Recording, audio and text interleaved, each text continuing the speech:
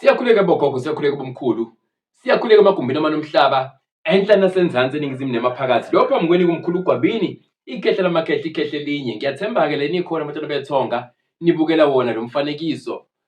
Izinto ziyahlangana, kukhona i-movement eyenzakalayo ey'mpilweni zenu. Ningabantwana bendalo media and podcasting. Niyabantwana abangaphansi mhlampe kwemikhuleko nemithandazo kamkhulu uGwabini, engahambi-ke yedwa, ehamba ney'ngelosi nezithunywa nayo ezimembethe, ezimupha lamandla ukuthi mangabe enikhulekela kube khona ushintsho ezimpilweni zenu. Ngiyacamagwisa-ke kunina nonke emagumbini amanomhlaba, enhla nasenzansi, eningizimu nemaphakathi. Bantwana bethonga, sisakuyona-ke ingosi yethu lesikhuluma khona ngemoya yamakhosi nangobukhosi. Bakhosi, ngiyakhuleka-ke ndodlo enkulu. So ngisakuyona-ke le ngosi yokukhuluma ngani ngobukhosi nangamakhosi. Sengikwenzile ama-episode ngasesemabili edlule. Le episode yesithathu sengizobuchaza-ke manje ukuthi ngokwezigaba ubukhosi ukuthi buhamba kanjani.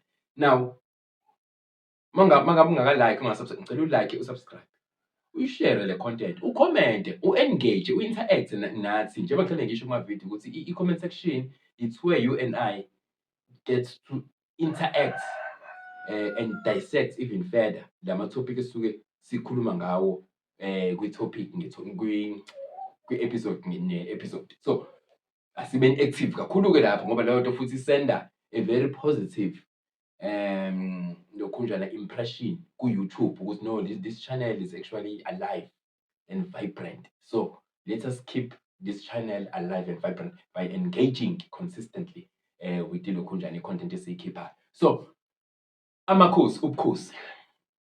Bantwana bethonga, izinto engizozambula kule episode, ngicela wenze sure ukuthi nje uqala ukubuka le video ayikho into ezokuphazamisa, ukwi-quiet space, ngoba ngizokwambula injula kakhulu-ke manje yamakhosi. La mavidiyo akade edlulile abesindlalelo, so to speak. So lana-ke sengizoqala-ke manje ngizokhombisa, ngizospecialize ngayo-ke i-topic nama-subtopic akhona emakhosini, ebukhosini. Now, lo moya-ke wobukhosi kuney'gaba ey'kanje. Kunomuntu onesiphiwo owengamele kakhulu izithunywa zamanzi, owenganyelwe kakhulu izithunywa zasemanzini, meaning he or she belongs to the marine kingdom. He or she belongs to the marine kingdom. Now, kukhona umntwana osasesigabeni somndawe. Umndawe iyona foundation. Masikhuluma nge-marine kingdom, sizokhuluma ngama-marine spirits. I-foundation yalowo muntu, umuntu owengamelwe kakhulu. I-foundation yaleyo moya, umuntu onjani, onomndawo. Njengoba umkhulu akasho-ke kwamanye amavidiyo ukuthi imoya ibamthatha ephahla umuntu, umndiki, umndawo, isithunywa, engakumbi mhlawumbe amanono noma izithunywa. Usually sisebenzisa interchangeably izithunywa namanono because kuyafana. So kunomuntu oba nomndawo kakhulu, uze kuthiwa umuntu hayi ngeke wena umndawo wakho udinga ukulungiswa. Kube khona futhi umuntu onomndiki kakhulu, uze kuthiwa hayi wena inkinga yakho inomndiki phakathi. Umndiki-ke ujwayele ukuthi chezu ukuyisa uyokufaka empandeni ekuphatheni amakhubalo. Umndiki nje uhamba namakhubalo isikhathi esiningi. Ingakho umuntu mangabe ephakamela umndiki ezoba mayesaphakamela umndiki ezoba nesikhathi la ephupha khona izinto ezimkhomba ehlane, impande ey'thize, ekhimithi, nani nani, i-branch elokhunjana, i-aspect yamandiki. Kube khona umuntu onjani, ozoba nomndawe kakhulu, ozothi mangabe ephupha izinto aziphuphe ngaphansi kwamanzi, ngaphansi kweziziba, efunda, ebona izizwe eziphilayo ngaphansi kweziziba, aphinde abone ini, ubukhosi bonke basemanzini ngokwezigaba zabo. So lapho sikhuluma ngani-ke? Sisakhuluma nje ngomndiki, ngomndawe.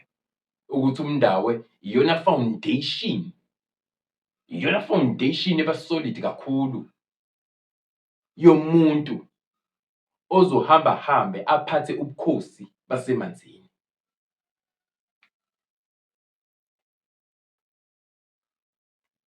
Again, nomndiki uyi-foundation yomuntu ozohamba hambe aphathe ubukhosi bamakhubalo esizokhuluma ngabo nangokwezigaba zabo.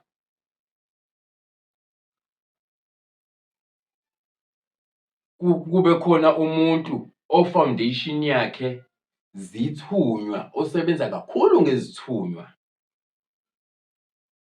Nakuzona izithunywa ziyaba i-foundation kakhulu izithunywa zakhe. Ebese kuba khona isithunywa semvelo, isithunywa zakamoya, ziney'gaba until i-apex yezithunywa. So kuwona kulama-departments womathathu, umndiki, umndawe, izithunywa. Ama-foundation lawo anobukhosi bakhona. Iqhamuka kanjalo-ke le term esithi yona, ayi usibanibani-ke sekuvuke amakhosi kuyena, noma sekuvuke ubukhosi, imimoya yobukhosi kuyena. Yingoba usuke une-foundation ya-somewhere.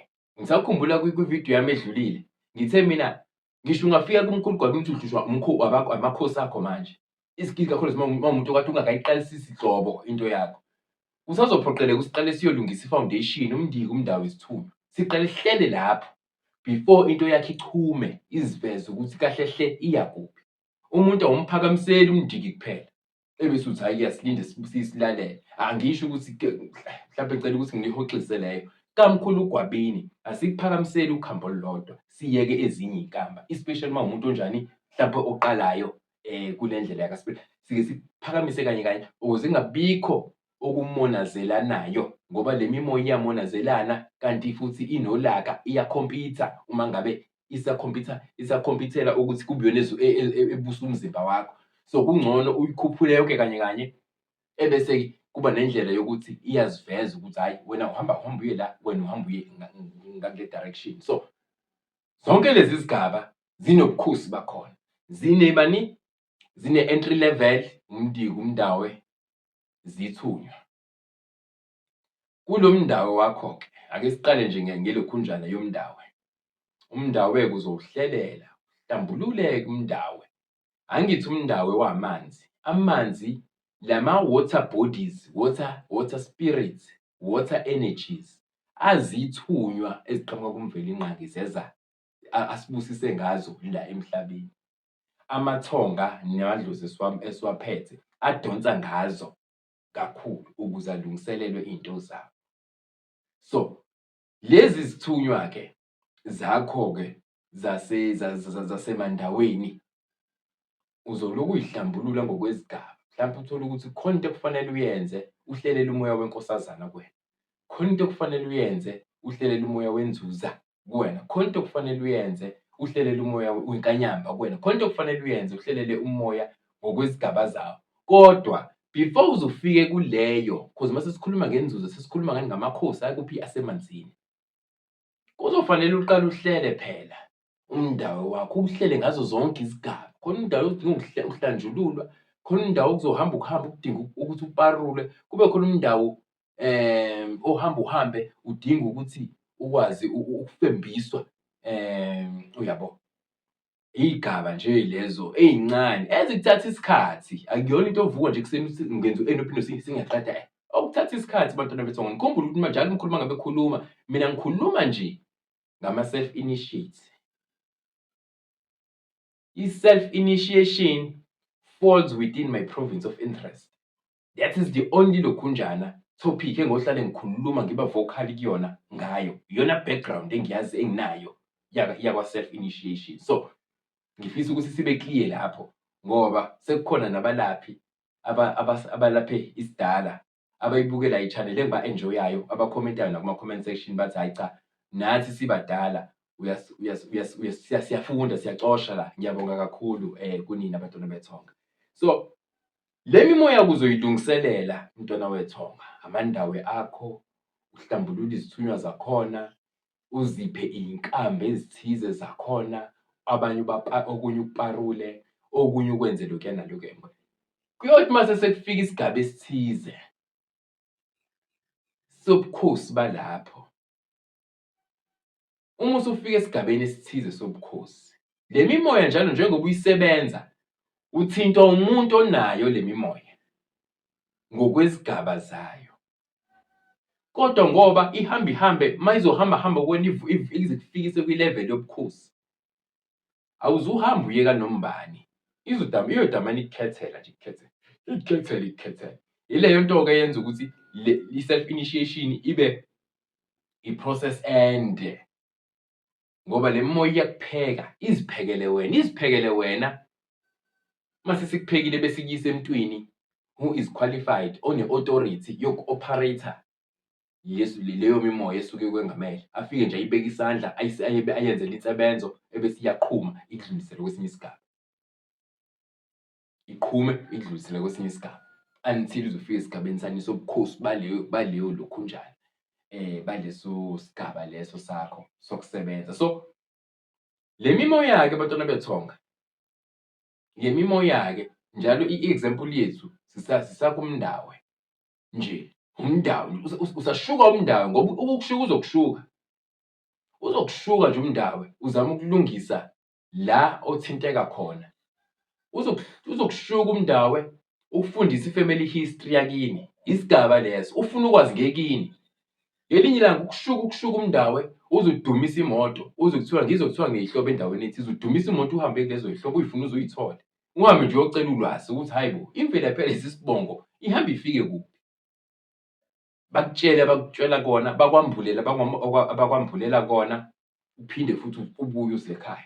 Uphinde uphahle futhi usho ukuthi hayi ngitholile, phuma endaweni ethize ngahlangana nabantu bakasibanibani nakasibanibani, ngababuza ngalesi sibongo sasekhaya ukuthi iyiphi imimoya ebijwayelekile ukubusa ekhaya, ibuphi ubukhosi obuhamba phambe busikhombe emanzini, ihlobo luni kuyona yonke le Marine Kingdom, ibuphi lobu bukhosi thina esilamaniswa nabo. Ubuye uphahle bakwambulele ngamaphupho. Amaphupho-ke umuntu onomNdawo-ke anzima kakhulu ngoba ajulile. Umuntu onomNdawo ukwazi ukuvuka ne-family secret yeminyaka, avuke iphuphile yena uMndawe-ke loyo. Angithi phela idlozi elifuna indawo, idlozi elalifuna indawo, idlozi elafika liyisihlobo esisha, idlozi elaba yini konke amadlozane idlozi elalitravel-a konke kufika kuze la, uMndawe-ke loyo. Uloku udamane ukuthi nje ukukhombisa imvelaphi yaloyo emndenini, ukukhombisa ubaba kalo, ukukhombisa uma kalo, ukukhombise ngisho abazali bakho ukuthi hhayi labo ohleli nabo akubona abazali bakho kahle hle, akubona abazali bakho, uMndawe-ke loyo. Niyayibona ukuthi le mimoya i-powerful kangakanani, ebese kuba khona umuntu ozothi unemimoya kodwa akayenzeli lutho.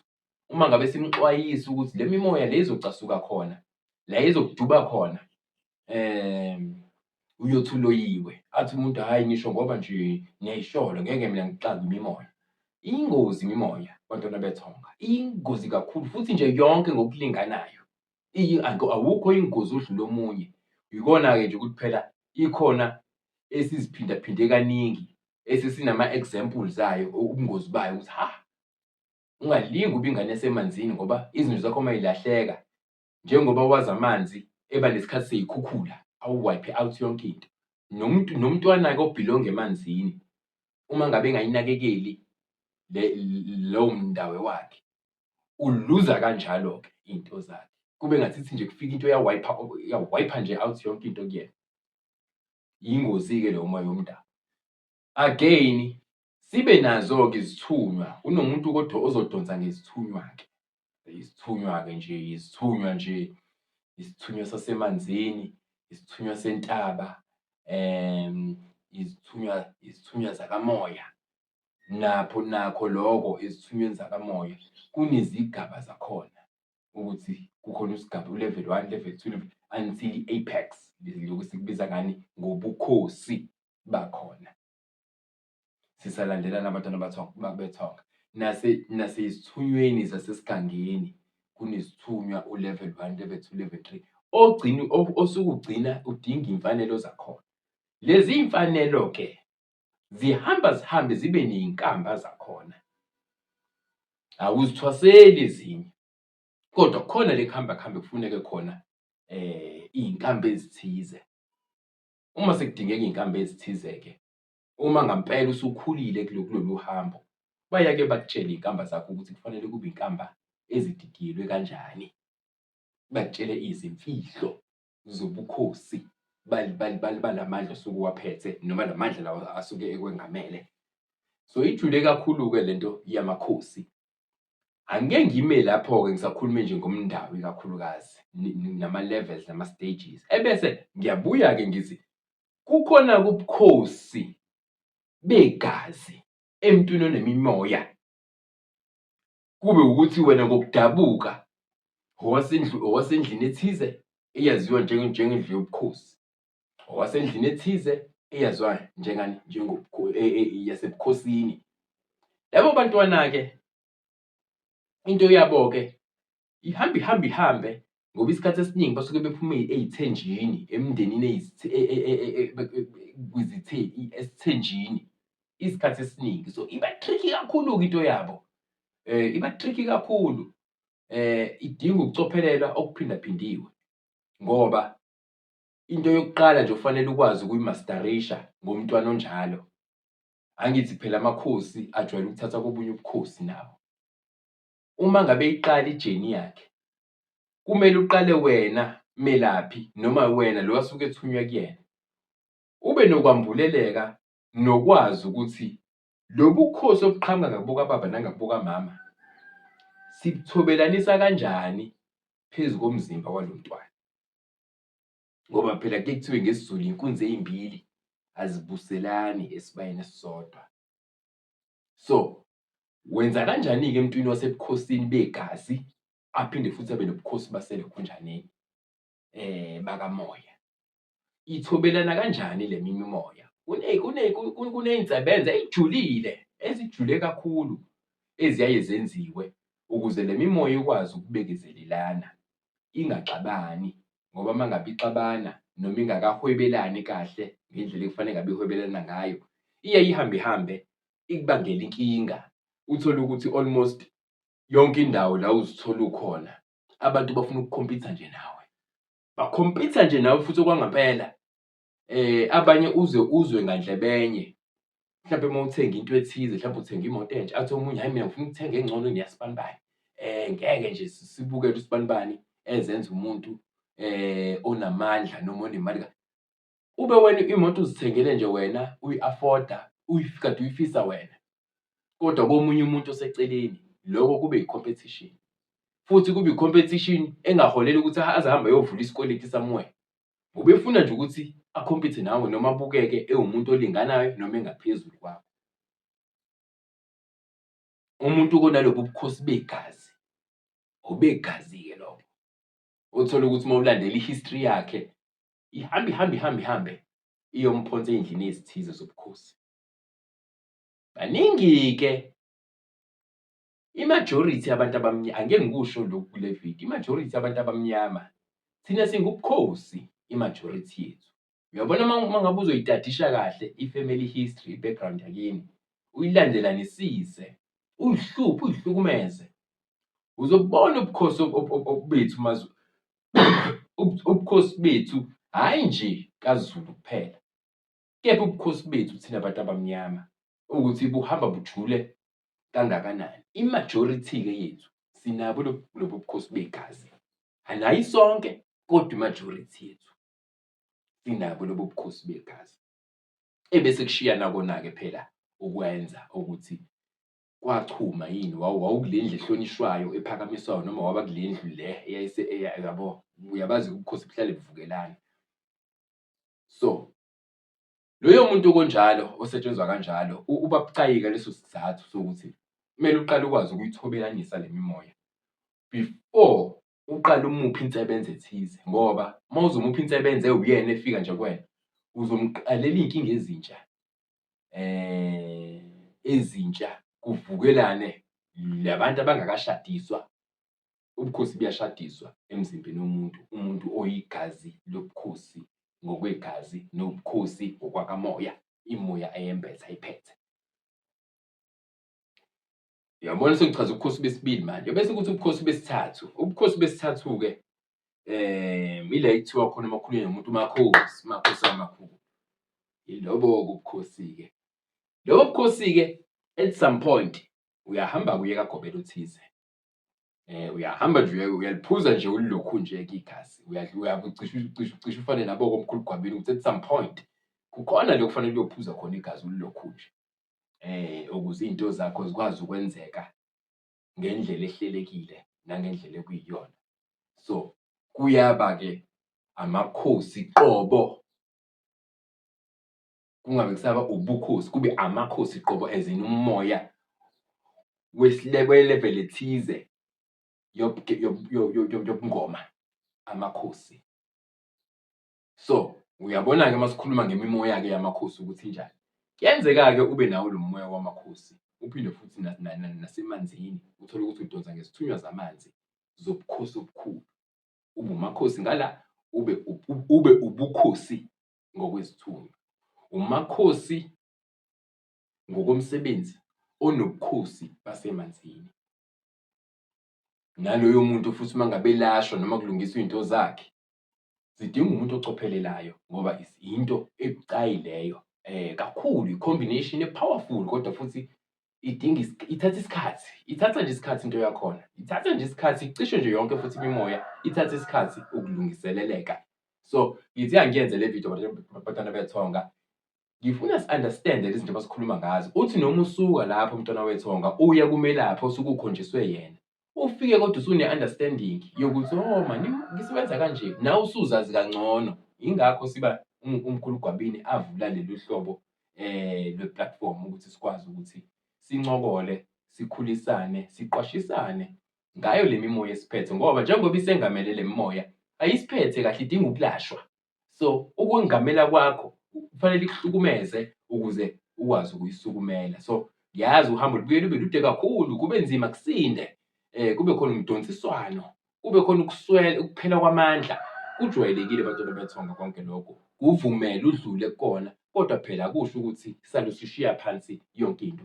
Donsa umoya uma uzizwa usuphelelwe umoya, uphinde uqale kabusha futhi uma usuzizwa ukuthi asebuyile amandla. Konke eniy'fisela kona bantwana bethonga, umkhulu uGwabini uyakukhulekela usuku nosuku. Ngifisa budede bumnyama kusanda ukukhanya.